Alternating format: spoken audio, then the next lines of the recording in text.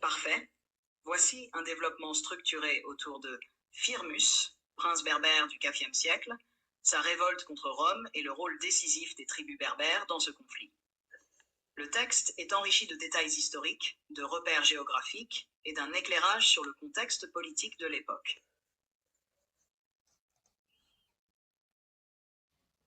Firmus, le prince berbère en révolte contre Rome. 1. Qui était Firmus? Firmus était un prince berbère de la tribu des Quinquégentiens, 5 tribus berbères de la région du Djurdjura en Grande Kabylie, fils du notable Nubel, chef tribal et officier au service de l'Empire romain. Il vécut au IVe siècle, sous le règne de l'empereur valentinien IR, 374-375. Après l'assassinat de son père, un conflit éclata entre Firmus et son frère Zamak, soutenu par Rome. Firmus prend alors les armes, déclare son indépendance et engage une lutte armée contre l'autorité impériale. Contexte géopolitique, la Kabylie au cœur de la résistance. La révolte de Firmus a lieu principalement en Numidie, centre de l'Algérie actuelle, notamment dans les montagnes de Kabylie, où les tribus locales, souvent peu romanisées, gardent un fort sentiment d'autonomie. Les montagnes, les forêts et les terrains escarpés offrent un terrain idéal pour la guérilla, très difficile à contrôler par les légions romaines. Les Quinquégentiens étaient connus pour leur courage, leur résistance et leur refus de la domination impériale directe. 3. La guerre de Firmus contre l'Empire romain.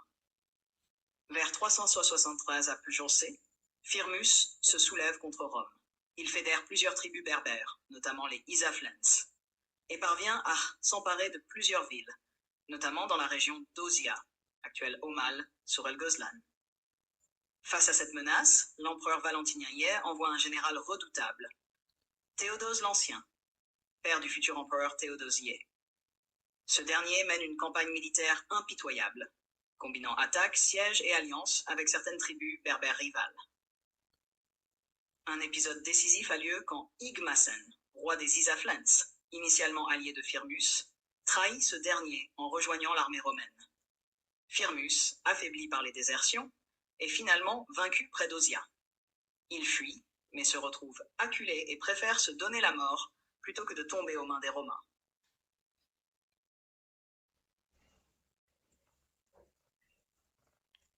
La portée historique de la révolte de Firmus.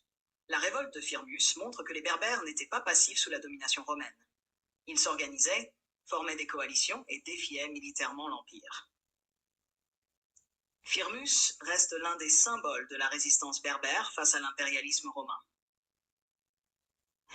La guerre de Firmus a également révélé les divisions internes entre tribus, exploitées par les Romains pour reprendre le contrôle.